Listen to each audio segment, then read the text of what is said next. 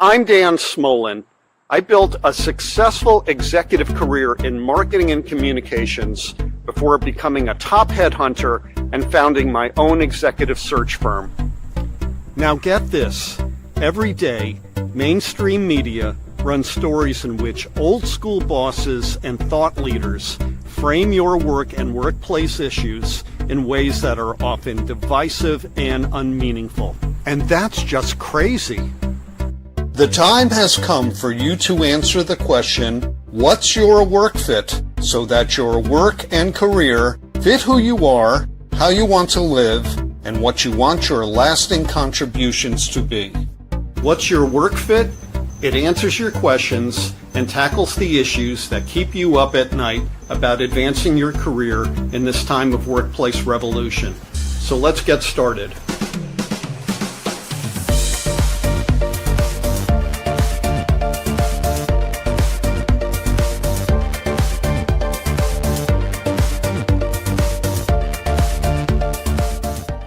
Hey, good day, everyone. Dan Smolen from What's Your Work Fit? I hope you're having a good and successful day today.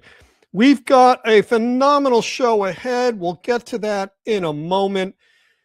I first want to thank everyone who has become a part of the What's Your Work Fit community. One by one, we are building a group of people who are committed to making the work that they do a wonderful part of the day, often doing other wonderful things, and that's a work fit. Before we get any further, I just want to point out to our new viewers, if you haven't done so already, please engage with us on these two platforms. We're on LinkedIn at What's Your Work Fit. We're also on the What's Your Work Fit channel on YouTube. Hit those ovals and you will never miss future episodes or clips from us. Next up, engage with our new Substack. Well, it's not really new at this point. It's almost a year old, but it is growing by leaps and bounds. You can find it at dansmolen.substack.com. And this is one-stop shopping for all of our content, live and pre-recorded shows, video clips, audio podcast, and much more. And last but not least, if you are enjoying the content that you see here on What's Your Work Fit, do me this solid, please. Tell 5 of your friends who aren't already to subscribe to What's Your Work Fit across our platforms. That's it. And now I just want to jump right in. It is my great pleasure to introduce our guest today, Sara Escobar. Hi there. And where is she? Again. Corinne Murray, our returning champion. How are you? I'm folks? doing well. I want to tell you a little about Sara and Corinne. Sara is a leader and advisor on workplace EX, operations and change at Wielding Workplace. And Corinne is a global director of workplace experience strategy at Agate. Like me, Corinne is a founding member of the Future of Work Alliance. Got a lot on your plate, you guys. Yeah. And that's only the stuff that's published. Well, let's talk about the stuff that's published. This phenomenal book, which I got a copy of last year, Work Then Place, Navigating Modern Work and Where It Happens. Sara, could you help us understand, or at least for people who, not like me, have not gotten a copy of the book, explain to us what it's about? So first off, if you haven't gotten a copy of the book, go get one. Absolutely. You described in your opener to this podcast, there are many conversations going on that are divisive and unmeaningful in terms of how people work, where people work, those sorts of things. We wanted to give people a process to make that meaningful. So Work Then Place really establishes why workplace is a conversation up front. And then sections 2 and 3 help you get through a process to define how work happens within your organization. And sometimes it's not even define, it's just uncover, because work does happen in a specific way, whether you think you've defined it or not. And then how to define places to support that work. And we don't think of place just as buildings. We think of it as the physical, digital, and experiential places that everyone works nowadays. And Corinne, what I really like about this book is it is written in a way that the information is easily scaffoldable. I made a new word. Yep, definitely. That was definitely my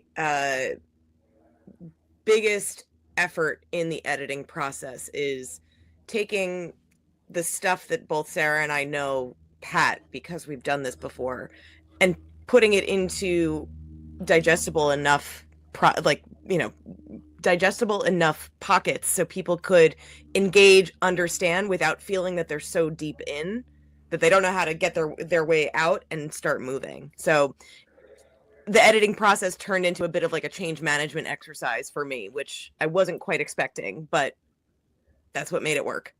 Well, we'll get into that a little more. It is my pleasure to bring in our co-host right now from LiquidSpace, Mr. Mark Gilbreath. How you doing, Mark? Doing great. Great to see you all.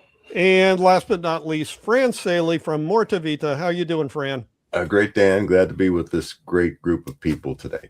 Well, let's get right to it. Sara and Corinne, want to ask you, starting off, how do I navigate work then place? There are a lot of people out there who want to establish place first and then work. Take us through the reasoning here. Yeah, I think place is the low-hanging fruit, right? You build it, the old adage, if you build it, they will come, is no longer what actually works. So what we're defining in the book, Work Then Place, is really defining work first. And that's connecting to the what and why we even do the work we do, operationalizing that and making sure that people understand the effective way to get that, to achieve that what and why, going into really defining that knowledge base and making it repeatable, and then defining the places afterwards. Corinne, I'll let you add on to that as well, because I know you really put a lot of navigation tools in place. Yeah, it's funny. I am running into a bit of this recently, of the urge to see the thing in a material way without really thinking through the what, the why, and how we put good practice into practice, as opposed to just doing what we've always done. So the goal with developing this book was to really build the roadmap for how to do it right. And right is going to look different for every organization. It's going to look different for every team. And the goal was that we create enough flexibility and, buffer for all of those things to coexist, because that's just the nature of work itself. There's a lot of different stuff going on in different realms within one singular organization. But there's no way to document how these things are different and why we should be treating them in such a sort of like guerrilla style way. Terrific. Mark, get us started. Sara, Corinne, like you guys know, I'm a huge fan of your book, of both of your arcs, the practice work. I think, Work Then Place was the right title. It's the right playbook. It came at the right time. Sara, you mentioned that it was, at least in some small part, seeking to sort of redirect us from the "if you build it, they will come." Sadly, it seems like over the last 12 months, for a lot of companies, certain industries more than others, and certain cities more than others, we're kind of living in a "where we built it, you must go." Yeah, headwinds are strong. Paradigm. And look at the burnout rates. Sorry, we fucked up and built a campus here, but now we want you to come back, and you must. So, are you dispirited by that? And do you think that's temporary? How do you hold faith? How do you hold space for faith or confidence that it might not just revert? And so, is this temporary? How do you react to this clear and overt trend of late? Good question. I'm going to let Corinne go first, because the way that we think is Corinne looks back into how it will impact the future. I look forward and then get people to tell me how it's happened in the past. So I'm going to let her start first, and then I'll come in.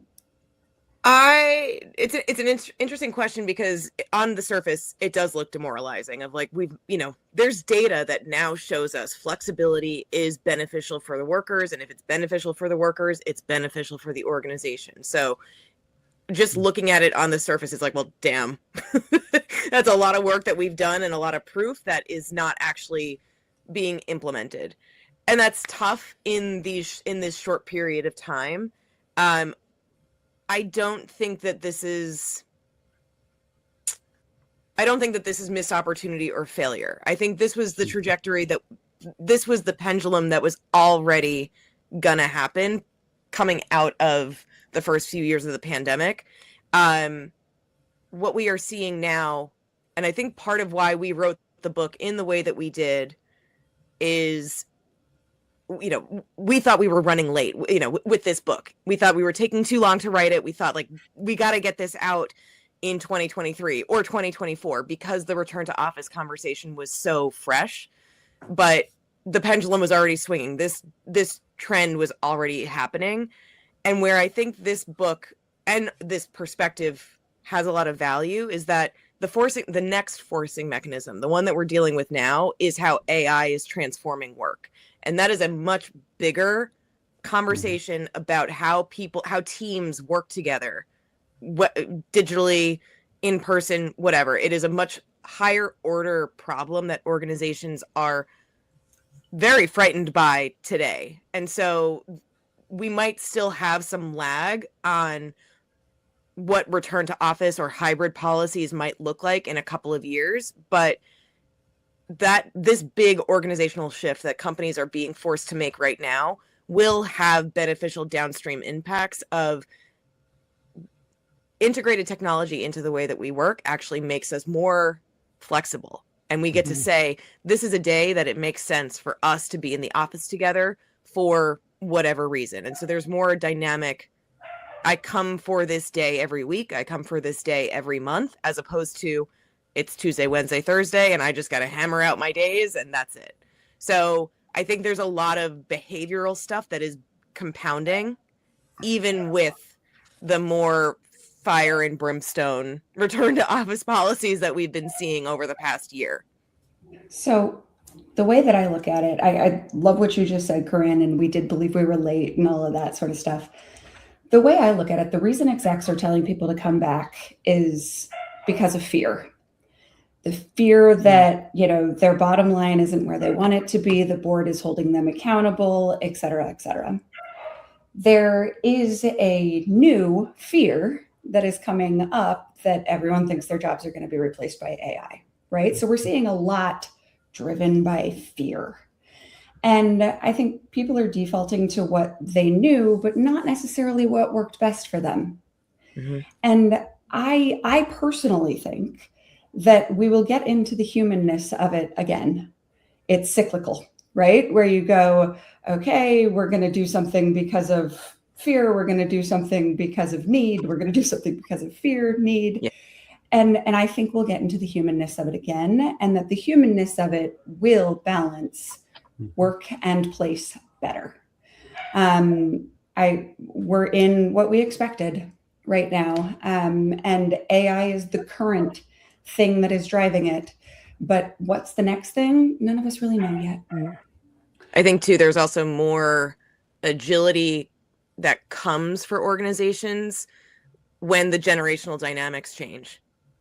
Most big organizations are run by a certain generation that is more analog, just by nature of the technology came out at a time that they were already senior enough to say, this is how I do things. This is how my team will do things for me. When Gen X and millennials get into a position of higher leadership and influence, that changes the formula about work, purely because we are more digitally native than older generations. And so there is a piece of that is sort of like one of the final grenade pins that needs to move in order for this change to actually take place. if I look back the 5 years, how could it have been 5 years already? If I look back 5 years to that first shock or that first global tragedy that... Mark, it's actually 6. It's 6. I hate to break it to you. It is 6. Almost to this week or 2 weeks ago. Yeah, 6 years. Forgive me. It was the last time we had a Friday the 13th in March. Right. So looking back those 6 years and the onset of the pandemic and all of its horrors, that was the first injection of fear, Sara, into the equation. And I recall both the immediate reactions amongst large organizations as well as the hangover. And that reaction was a near total freezing of the commercial office supply chain. Yeah. Leasing was paralyzed.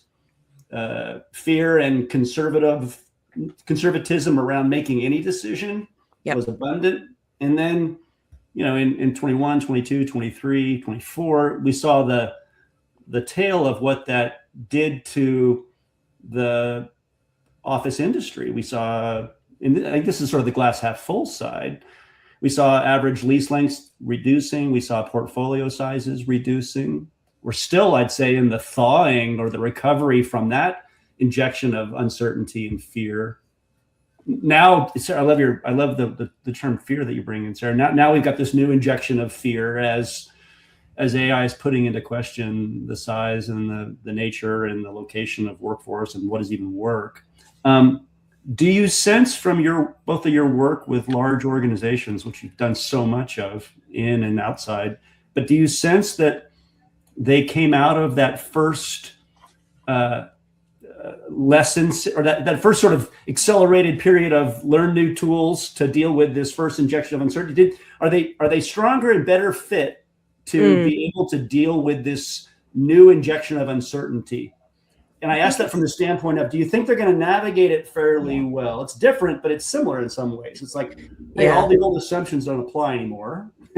Deal with the new ones. Are they, or do you think we're going to go back into yet another CRE winter as a result of this new wave of uncertainty? I think it's the reason we wrote the book, Mark, is because we didn't see a whole lot of default decision-making change in that first round of uncertainty, right? And we said, gosh, if we both really believe that the way people work can improve their lives, right? Mm-hmm. And if we're going to make an impact on the world around that, we have to stop going company by company. Doesn't matter how big they are. We're going to have to stop going company by company and figure out how to give a larger playbook to people to change that decision-making process. Now, behavior change is the hardest kind of change, right? And we're trying to change behaviors of people that are fundamentally resistant to behavior change because they've been very successful in their careers doing things the way they know how to do them. But in the frequency that the world is changing now, we've got to start caring for each other more. And so that's what the book aims to do, is try and promote that behavior change. And I think, I sort of joke around about my work, our work, as a bit of a Trojan horse, because we know that it's an imperative for us to figure out how we can infuse more care into the decisions that are made. Mm-hmm. And we'd be hard pressed to find a lot of top executives who are, they might conceptually agree with that, but that's not where they see their mandate.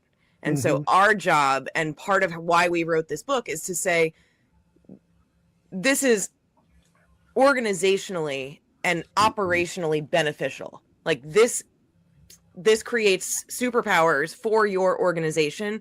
And it also just happens to help people have better work-life balance, lower rates of burnout, all these kinds of things. I think for the longest time, and we talk a little bit about it in the book, of employee wellness and employee experience has for far too long, despite my best efforts of yelling and screaming about it, been bucketed as nice to have, like perks, events, fuzzy, cultural confetti stuff, as opposed to operational enablers. Operational enablers that have direct ties to the work. And that's always the fall. That's the challenge with this body of work, is that like you have to work really hard to say making these changes your workflows, changes the way that your team does stuff and gets from point A to point B to success and profitability. Like that's, we hopefully provided a blueprint to make that journey easier for teams that develop and implement these types of programs. And also, there's still a lot of work that needs to be done to create that necessary enmeshment. I'm going to restrain myself from making the obvious correlations to political topics, but you and I can do that in our off hours. But I actually almost did it too. What you're saying, I'm hearing is, hey, there was a need to consider the packaging and the positioning of the message, and that the levers that needed to be influenced, or the individuals that needed to be influenced, weren't going to be receptive to that people first message as the primary. It might get labeled, woke or cultural confetti. I love that term. Right. But that doesn't mean we're not all working on that underlying objective while doing so through framing that they can more easily relate to. Yeah. Super. Fran? Thanks, Dan. Sara and Corinne, as we went through this first blip, I guess, I don't know what we call it, the pandemic blip, it was still the same people mostly, the same type of work mostly, and it was just being done in various places that it had never been done before regularly. Mm-hmm. But other than that, the processes stayed the same. Maybe the frequency of meetings was not as, it had to be more regulated, but it was the same work basically, and that's been going on for 6 years. As we look at this second blip, which from my perspective is much more dislocational, is that we're going to inject into our workflows as companies entities that don't have flesh and blood. They're going to be in a server somewhere. Okay. So you may want to say, I've got, I had 100 people in this group, and I'm trying to relate this to my own personal experience of managing operating teams in knowledge work. And I know what we went through during the pandemic. It was a little difficult, but it was not that difficult. Mm-hmm. This time around, I think it's a completely different show. And I don't think anybody really has a really good idea of how my work was done right after the pandemic. Now we're going to inject 50 agentic bots here and bots, and they're going to be doing this, and this. And you're going to be, or someone is going to be managing this or overseeing this or checking this. But all this work that you guys used to do is going to be done in the server in Singapore or something. Mm-hmm. How do you deal with that? I think that's the quintessential question. There's the work, that transition itself is monumental and very dispensational. Yeah. But you've got all kinds of things that are going to fall out of that, in that likely more people than first time around are going to be displaced. There's going to be a lot more mental distress, family crises. They're going to be there everywhere. Yeah. But the moguls who are driving this are driving lower costs, faster pace, more productivity, and that's not going to stop. So how do you deal with that? I have so many thoughts. I know. I have here. Why don't I start? You can add on top. Go for it. So my thoughts as you ask this immediately go towards how we work, right? And you started off with we were still solving the same problems during COVID and fundamentally in the same way. I don't know if I agree, right? Because we were seeing that there's always focused work. We were still getting the focused work done and maybe getting it done in a better way. There's the asynchronous work that we were all learning how to do in the most effective way. Many people got burnt out because there were so many meetings, and that's how they thought of doing asynchronous work, that sort of thing. So I agree with that. There's the synchronous work that was more challenging to do. Right. And then there was the socialization that kind of disappeared. Right. Okay. And so if you look at socialization is not going to be as important in the future if what you're saying is going to happens, and you're talking with a bunch of AI bots as your work. But it's also our superpower as humans, in that socialization is not something that bots are going to care about doing, right? So how do we lean into that as our superpower, I think, is the key. I mean, that's a good point. Yeah. And I think, oh, sorry, go ahead, Sarah. Didn't mean to cut you go off. ahead. And I was going to say, and continue to get better and better at optimizing that asynchronous work. Yeah. Because a lot of that other stuff, that focused work, can maybe be done by the bots. And the asynchronous work we're going to have to learn how to do at the bot's pace. Now, again, I say, if what you're saying happens. It sounds like you have some doubt about that. I just think we're putting too much weight on it. There's a lot that has to happen from humans to make bots actually take over. Well, in my mind, that is true. It's going to be a challenge. Yeah. So I come at it from a couple of different angles. I also don't think that historically, we've never actually designed work. And this is stuff that I write a lot about with Sophie Wade, about work design and how organizations can approach the integration of AI as a path for upskilling. Like, if we just assume that AI in some capacity is going to be present, what gets offshored to an AI that doesn't create headcount impacts, but opens up, there's other stuff that we haven't gotten to because you've only been doing this. The flip side, or the shadow of that, is that there's already data that is proving that AI is actually not, the AI as it exists today is actually not helping us do more with less. It's actually forcing us to work more intensely, more consistently, because AI is compressing the parts of work that are a little bit more stretched out and give more breathing room. Like, it compresses those exercises. So, like, if you're thinking about like writing an email is not hard. It can take you some time, though, to think about, like, what do I want to say? How do I say it the right way? Am I writing it in a way that the person reading it is going to give me what I need? That can take some time. But when you send that to an LLM, it says bloop, bloop, bloop, bloop, bloop, and it's there, and then you tweak it, and that's done in 5 minutes as opposed to what might have taken you 20. And that's sort of like a brain rest as opposed to more. So there's a lot of, just in that instance, there's a lot of added risk to how we are using AI when it comes to increased cognitive load, increased risk of burnout, and we have no regulations around it, just in terms of work use. And the bigger scale things, Sarah, I'll challenge you a bit on the socialization piece, because I actually think socialization becomes even more important when organizations are either leaner or more disparate, because you then need to be the representative of your agentic team to say, this is what we're doing, this is why we're doing it, this is how it connects to everything else. You become the connective node. So you need to be able to do that storytelling and cross-functional operation in a way that is effectively representative. So I think my perspective on the long shot of AI is, I don't think AI is taking over.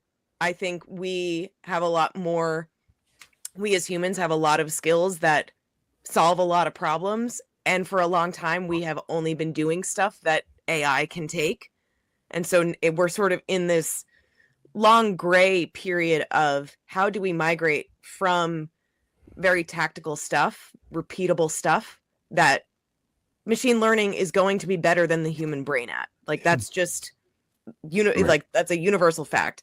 And how do we make sure that people who aren't already in a strategic storytelling, nonlinear thinking type of working mindset, how do we get them there and make sure that they know how to be self-directed in that way?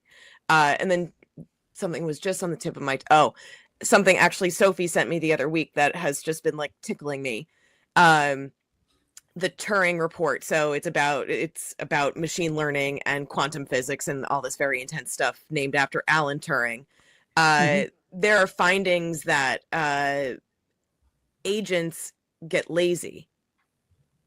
So even when you are training agents to do certain things, after a certain number of iterations, they get lazy and stop doing it. And so there's now this like burgeoning theory of agents are as perfect as the people or as the entities that design them, which is us. And so they become, it's turning out that there might be some findings that agentic workers are as fallible as human workers. And I just find that to be incredible. That's an interesting thought. It really is. But it does tend to go against the mindset that people like Bill Gates and Elon Musk put out regularly, that, you know, in 10 years, you won't have anything to do. Everybody's going to get some kind of gift every month, and then you'll figure out to do something that makes sense to you. I mean, I think that's an extreme. I don't see that happening at all. But those guys do, and they're not stupid people. So why would they be talking like that if they don't expect that level or that extent of actual work going away? I sort of put them in the same bucket as in 2021 when the commercial real estate firms were pushing what was so great about returning to the office, as like, you know, they were pushing the story, pushing the narrative of this is the true reality. And so I sort of put them in that same bucket of they are speaking the reality that they wish to see because they are vested interests in that reality. I got it. That's my take on it. Okay. I would tend to agree. Now, I also think that they are building some of the firms that are going to ultimately influence this. And I don't know about you, but when I build something, I believe in it. Yep. I mean, I do not love it. I want to give them as little credit as possible. That's what makes me feel better. Okay. Thank you. So I love every aspect of this conversation. Sara, I don't know you well. Corinne, you and I shared muscles together at a dining experience, and I love this person so much, like family. I'm listening to this conversation, and it took me back, because I'm old, to when Web 1.0 and then later 2.0 came out, and the same mass media catastrophizing was going on, right? It's going to destroy work. It's going to make us lazy. It's not that good. We're going to spend all this money to buy a $2,000 computer that can play Pong. Okay, I'm being flip about that, but that was what was on the market, right? But I agree with you guys that I think we're on the precipice of what Sara called more humanness, because if you can corral the things that agentic AI can do better than a human and be less error prone to, what that leaves is more time for intentional interaction, right? Right. And let's be honest, Dan, is it very human to be sitting at a desk for 8 hours a day? I don't think so. No.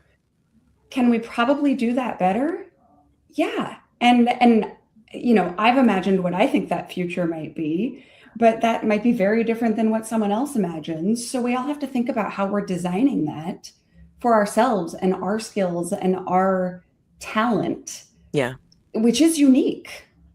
And even with going back to how Sara was describing knowledge work, more and more of us are going to be knowledge work. And Dan, I know we've talked about this a bit, but like the content of work across industries is becoming more about cognitive skills, cognitive knowledge that is inherent to the person that's being hired.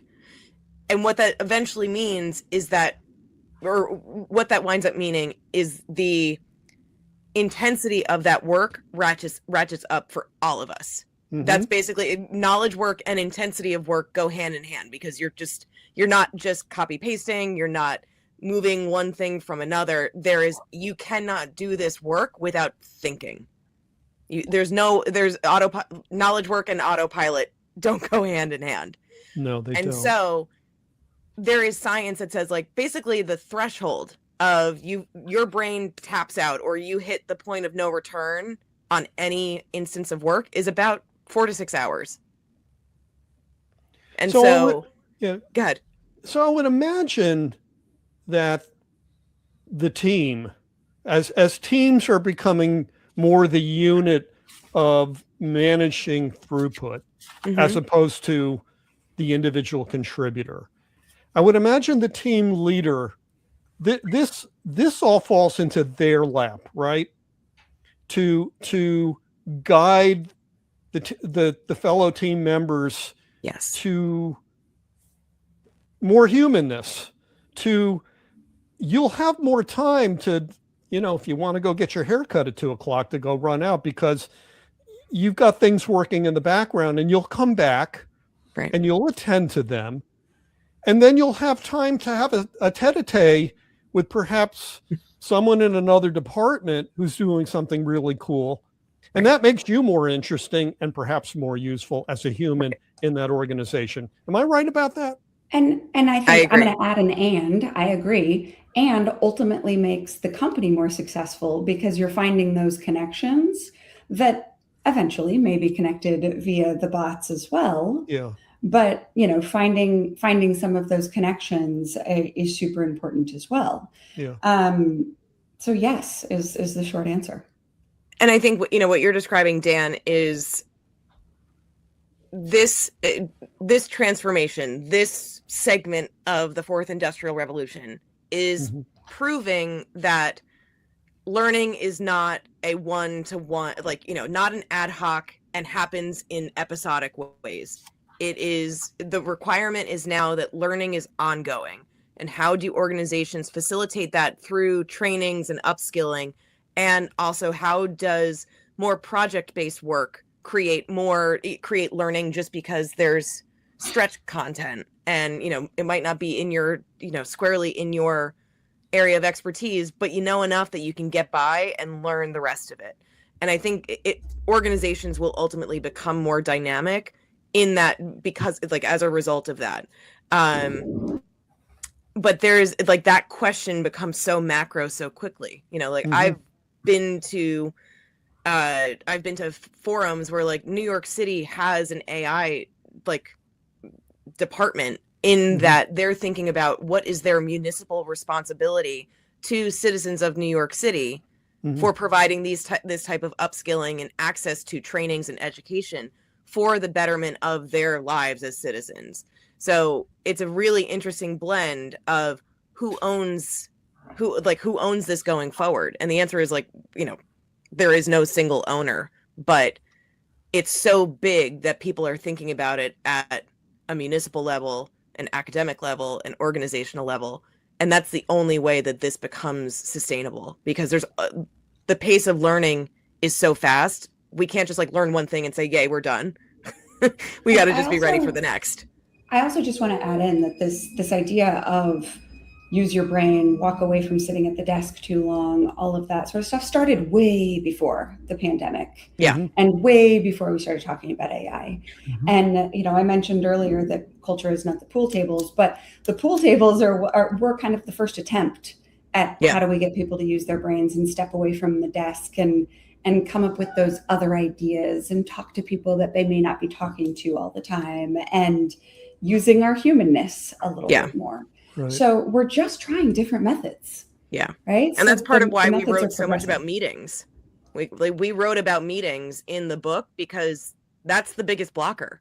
Our calendars are so overcome with meetings, which also burn a lot of our energy for attention purposes and a whole bunch of other very nerdy science stuff, that we don't actually have the opportunity or the sort of freedom to roam around a workplace and say I have a few minutes. I'm going to go walk over to see where Sara is and have a conversation as opposed to slacking her.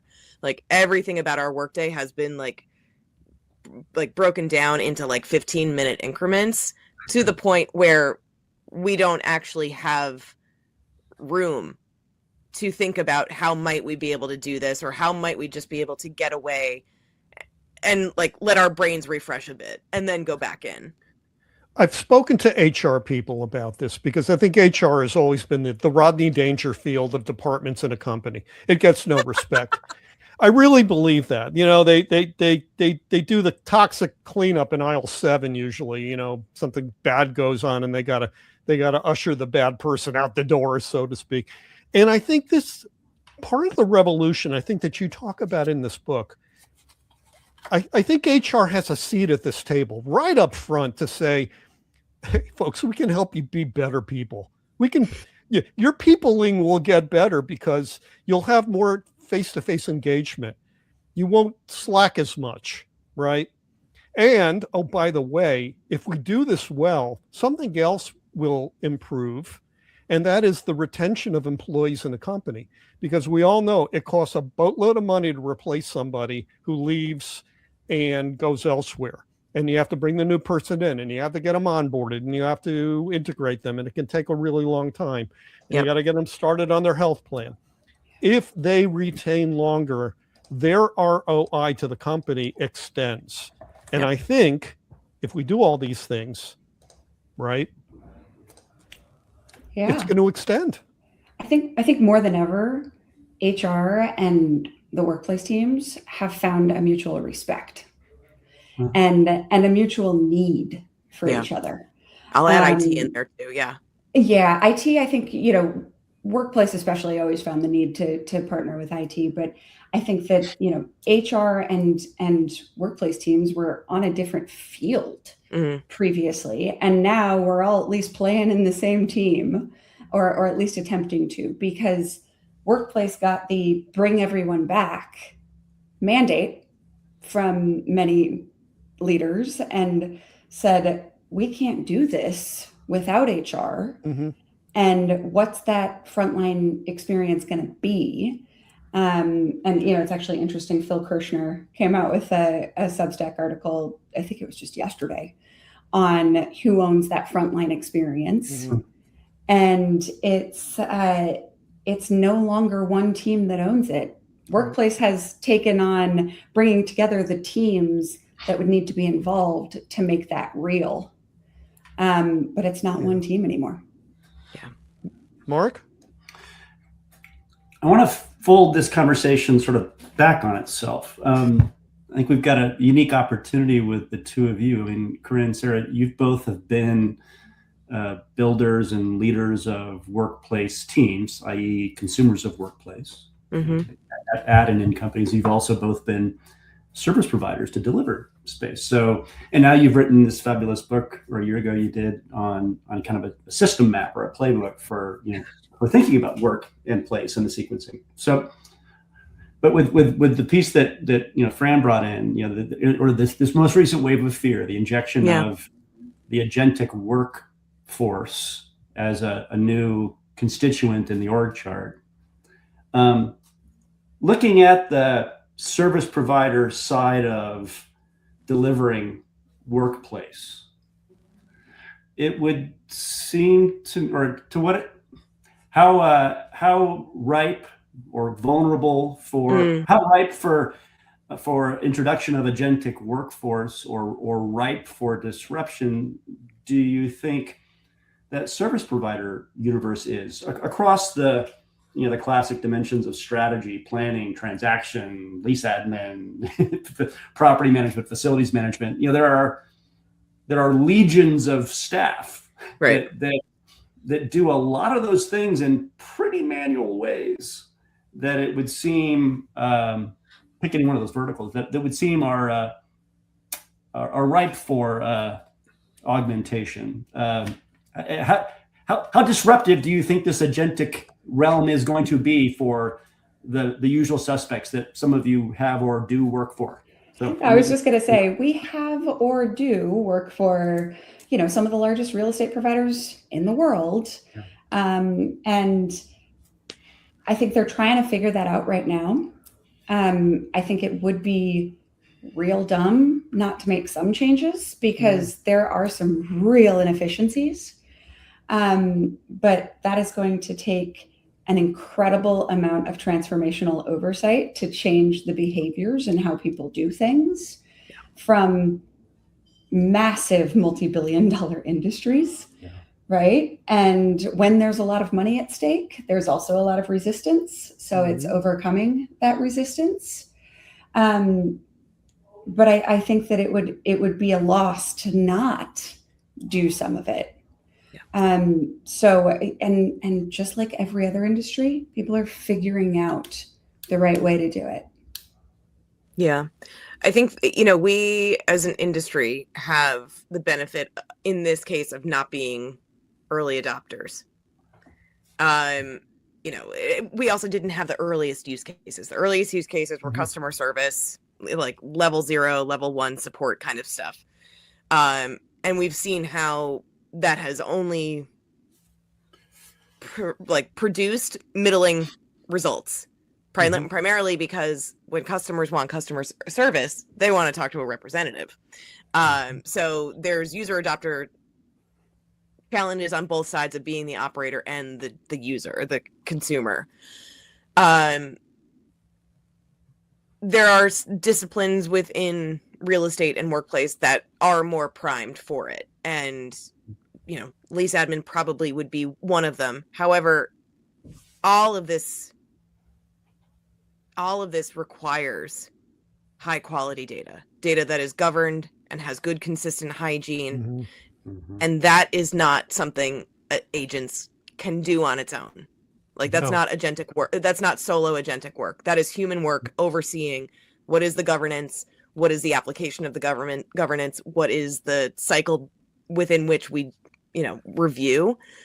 And that is a very irregular and more uncommon than it should be discipline within our world. And I think, that is something that cannot be understated about the importance of developing good data hygiene prior to trying to implement any sort of AI. And to me, that might be the kiss of death with a lot of current AI pilots, is that it's not in place. And so, as my friends at Treble R like to say, you put garbage in and you get garbage out. And that's something that a lot of people are going to have to learn the hard way, because AI is only going to give you whatever you give it. Wait, so you're I telling think me that people are dynamic trying is to something that people are still learning the hard lessons of. You're telling me people are trying to jump forward and do the fancy thing before actually doing the work behind it? Right. Isn't it crazy? Shocking. I want to add, it's not just the data hygiene, it's data comparability. True. Are your data sets comparable? Because if they're not, even if they're clean, what's your insight going to mean? Yeah, that's right? a great point. So it requires data literacy. And that also is pretty severely lacking across the industry. There are pockets of deep data literacy by nature of the work that's done. And then there are complete deserts of data literacy elsewhere. And those are going to be considerable gaps to get over. So I think every industry, like Sara said, is prime for the integration of AI into existing workflows. Whether down the road those workflows get completely transformed, erased, whatever, that remains to be seen. But the doing that without doing the data literacy, AI literacy, and data governance piece of things will cause more problems than benefit. Yeah, I don't know who said it. I just tried to look it up, but couldn't find it. But the old adage, correlation is not causation. Right. And AI comes up with a cause for things. Right. So how many times are we going to say, okay, well, here's the cause, let's go ahead and fix it based on what AI just told us, and fail before we find out the data has to be right, and then the stories you tell from it has to be right. Just a quick comment, if I may. Having been an outsourced provider, clients typically don't want to pay anything to clean up their existing data. They're only interested in you as an outsourced provider cutting the cost. So it depends on the integrity of the service provider. Are they going to say, well, we can do this, but garbage in, if the business model of the service provider is, I want to sell you a body, I'm going to sell you a full-time equivalent lease administrator, or facility manager, or survey generator. I'm going to sell, and oh, by the way, I'm going to sell it to 3 people. So I'm going to sell it to you with a markup. Then I'm not motivated necessarily for you to clean up your data. I'm motivated for the data to be a shit show, so that I need to apply more people and hours because that's my business model. Well, that happens too. I mean, there's a strategy there, how to work with clients to maximize revenue, but we don't get into that on this kind of discussion. But it's a fair point. And I think, again, that gets back to a little bit of what we were talking about before, about like the generational nature of some of the challenges that we're running up against right now. And there is, again, always exceptions, but normally there's a pretty big cliff around digital and data IQ once you hit a certain level. And so, Fran, to your point, like, unless there is someone who knows exactly that kind of game and is like, no, I don't want that unless you're giving me these, this set of things to get my hygiene in order, to get my data in order, I'm not interested. Right. And that doesn't exist right now. And that is going to perpetuate operational risk until whoever it is, I don't care the generation, but that type of rigor is what's necessary. I agree. Maybe just this short question, because I know we're running out of time here. Is there an opportunity with AI coming in where we have the ability to adapt our work not only to teams, but also to individuals, and enable organizations to help improve the quality of their individual populations by helping them to do the job better through the AI? I mean, I think that's feasible. Do you think people will buy into that? Of the humane corporations, I'm sure there are many. Will they buy into that? Because there's going to be a lot more data available on every employee now. And there's going to be the potential to do that in terms of productivity and quality of work and things like that. That, I think, is something that could be done if anybody is interested in helping. I think the answer is absolutely a yes, right? But when you start to adapt to individuals, you start talking again about behavior change and the willingness to make behavior change. And that's really difficult when you're doing it on an individualized basis. So I think the opportunity is there. It's the openness to the opportunity, and frankly, getting out of fear to bring us full circle, since we're going towards the end, that I think is going to be the challenge in getting there. Yeah. Okay. There are some organizations that are doing this in some capacity already, of like not even really having job descriptions, but bringing people in at a certain level in disciplines rather than having job descriptions to say you work in this area, and being more project based. So again, I think what winds up happening with work is that work gets more project based. Sophie and I write a lot about this, which hopefully we'll have some fun stuff about that coming out this year. But in any case, projectizing work is where I think that X factor comes in, Fran. But the more macro piece, to sort of like what Sara was talking about with the fear, a lot of this sits outside of the organization and is a societal thing. People's willingness to experiment relies on some form of stability and safety. And that is in very short supply these days. And so there is a much bigger conversation about, if this is inevitable, what are the conditions that are necessary to have people feel more comfortable with buying in? And that's, that's big.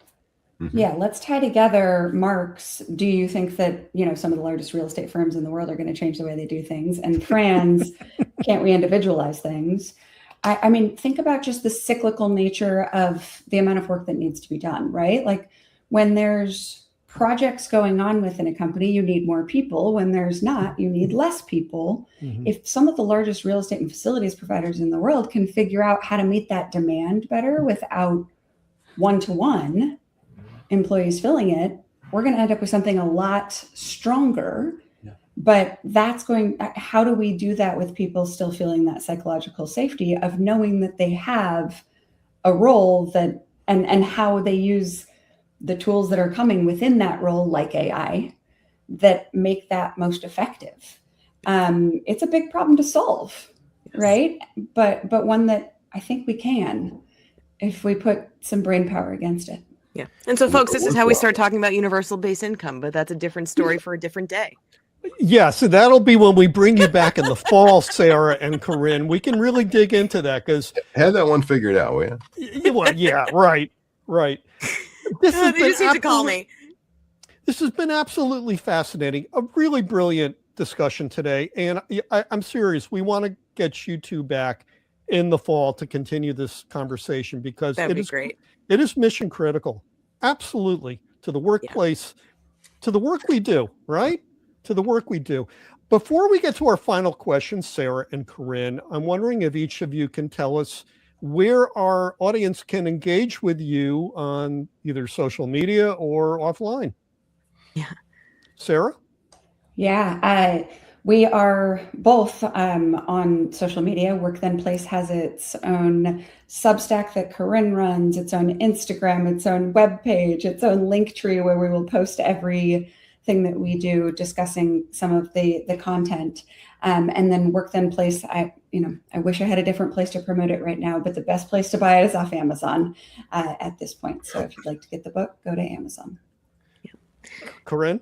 For me, I've been a little professional social media absent lately. I mostly spend my time writing some more radical stuff over on Substack at The Workplace Strategist. So I am diving more deeply into all the isms that sit underneath modern work. I love Substack. So yeah, that's a blend of, the stuff that Sara and I have written together, stuff that I've studied in undergrad, and just stuff that I care a lot about. So you care about that, you can come find me there. And yeah. So let's get to our final question. We'll start with you, Sara. What's your work fit? Tell us what attribute, condition, experience, place, or state of mind makes the work that you do a wonderful part of your day, doing many wonderful and meaningful things, and not the all-consuming time suck of a day. What's your work fit?